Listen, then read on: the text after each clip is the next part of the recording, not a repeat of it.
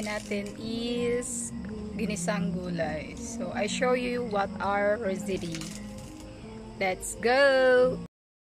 May isda ko dito, hinimay ko na, at saka magic syrup, bawang. Yun lang, simpleng ulam lang. Wag na natin masyadong maramihing ingredients kasi mahal ang bilihin ngayon. So, yun.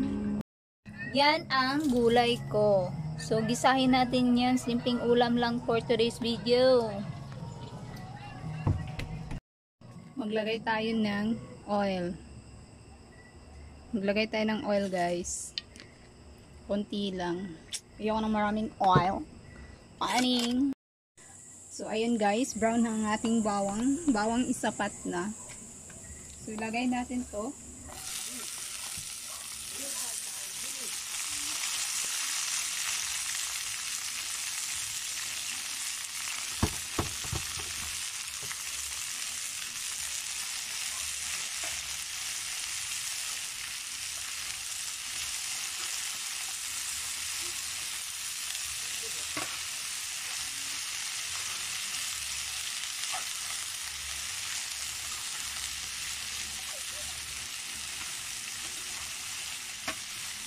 Bago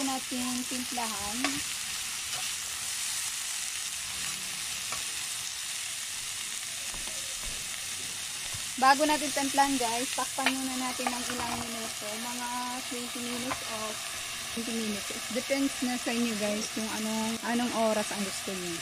So yun, 20 minutes na. Tingnan ko na, halang section.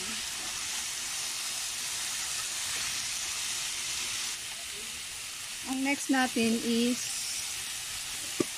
lagyan natin ng asin ng patis, konti, my own version lang to guys own version. Natin ng magic syrup, ubos ko na kasi gusto ko marami, lasang lasa. Lagyan natin ng tuyo konti, haluin natin guys.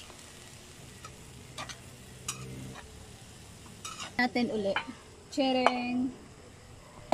So, hintay lang tayo ng konti. Bye! Luto na ang aming gulay. Hello guys!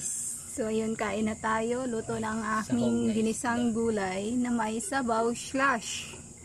So, kain na tayo.